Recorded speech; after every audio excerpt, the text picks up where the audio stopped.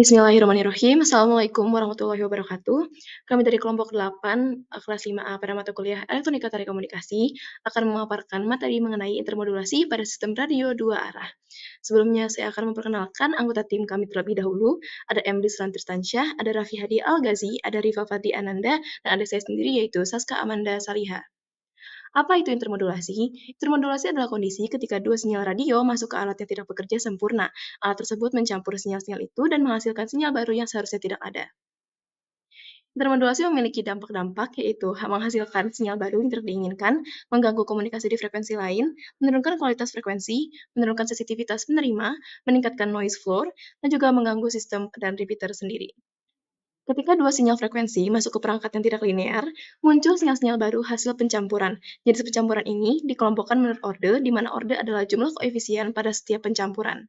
Misalnya, kita memiliki AF1 plus BF2, di mana F1 adalah sinyal 1 dan juga F2 adalah sinyal 2. Maka A, B di sini adalah koefisien dari pencampuran kedua sinyal tersebut.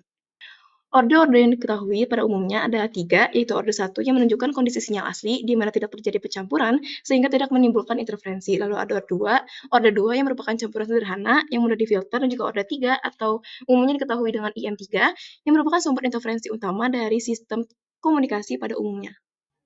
Yang berikutnya kita akan masuk ke dalam metode pengujian, yaitu adalah two-tone test, di mana two-tone test sendiri adalah prosedur standar untuk mengukur tingkat gangguan dari IMD yang dihasilkan oleh non-linearitas pada power amplifier. Tujuannya adalah meniru kondisi operasional repeater yang memproses banyak kanal sinyal secara bersamaan. Untuk gambar samping adalah rangkaiannya, di mana pada gambar samping adalah F1 dan F2-nya adalah dua sumber sinyal independen yang menghasilkan gelombang sinus pada frekuensi F1 dan F2. Yang berikutnya ada filter pada garis bergelombang dengan garis lurus setelah setiap sumber sinyal terdapat filter. Filter ini penting untuk memastikan sinyal yang masuk ke sistem pengujian sebersih mungkin dan menghilangkan harmonisan dan kebisingan broadband yang tidak diinginkan dari sumber sinyal. Lalu yang berikutnya terdapat isolator atau sirkulator. Komponen ini memberikan isolasi antara sumber sinyal dan juga sisa-sisa rangkaiannya untuk mencegah sinyal yang dipantulkan dan kembali lagi kepada sumber sinyalnya. Lalu pada bagian berikutnya menghasilkan 3 dB combiner, yaitu couple Coupler atau power combiner fungsinya adalah menggabungkan sinyal F1 dan F2 menjadi satu jalur output. F1 dan F2 menunjukkan bahwa kedua sinyal sekarang berjalan pada jalur yang sama. Terus berikutnya ada DUT, yaitu device under test. Ini adalah perangkat yang karakteristiknya yang kita ukur, yang dapat berupa amplifier, mixer, filter atau komponen RF aktif atau pasif lainnya. Terus pada bagian analisis outputnya, di mana komponen di antara DUT dan juga spektrum analyzer ini berfungsi sebagai untuk memblokir sinyal daya yang tinggi tertentu dan juga untuk mengurangi tingkat daya sinyal ke tingkat yang aman dan optimal untuk spektrum analyzer. Dan yang terakhir ada spektrum analyzer, di mana di sini adalah sebuah instrumen pengukuran yang sama yang fungsinya adalah untuk melihat domain frekuensi dari output DUT.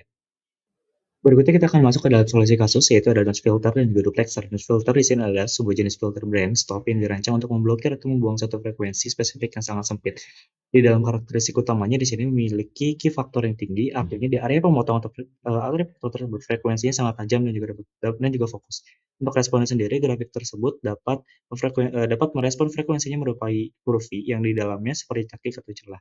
Dengan tujuannya adalah menghilangkan frekuensi pengganggu, contohnya menghilangkan dengung listrik dalam kekuatan 50 Hz sampai 60 Hz pada audio. Sedangkan untuk duplexer sendiri adalah sebuah perangkat elektronik pasif yang memungkinkan komunikasi dua arah, yang dimana di dalamnya dapat bertindak sebagai polisi lalu lintas. Di dalam fungsi vitalnya, dalam isolasi mencegah daya tinggi dari pemancar transmitter masuk ke dalam dan juga merusak sirkuit penerima receiver yang sensitif. Efisiensinya adalah untuk menghemat ruang dan juga biaya karena hanya memerlukan satu antena dan satu kabel koaksial untuk dua fungsi. Oke, kita langsung masuk ke hasil simulasi. Terlihat pada kondisi sebelum filter, non-linearitas transistor menyebabkan munculnya sinyal distorsi intermodulasi di frekuensi 140 MHz dan 152 MHz yang mengapit sinyal utama.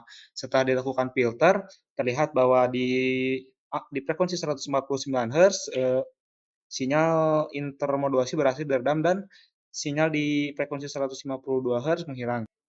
Untuk simulasi rangkaiannya sendiri itu kelompok kami menggunakan software LT Spice.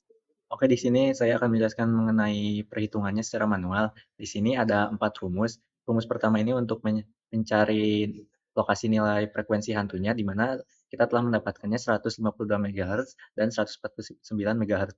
Nah, rumus yang kedua ini adalah untuk mencari selisih antara frekuensi asli dengan frekuensi hantunya. Nah, mendapatkan sebanyak 44 desibel. Dan rumus yang ketiga ini untuk mencari seberapa kuat sih si alat ini tahan terhadap si intermodulasi ini. Nah, sampai mana sih batas kemampuannya. Dan rumus terakhir ini adalah untuk mencari suatu solusi perbaikannya. Nah, didapat minimal ini untuk benar ini itu sebanyak 17 desibel. Lanjut ke kesimpulan yang didapat, intermodulasi adalah gangguan yang muncul ketika dua sinyal radio masuk ke perangkat yang tidak linear, sehingga menghasilkan sinyal-sinyal baru yang tidak diinginkan, yang dapat menurunkan kualitas komunikasi, meningkatkan noise, serta mengganggu sistem dan repeater.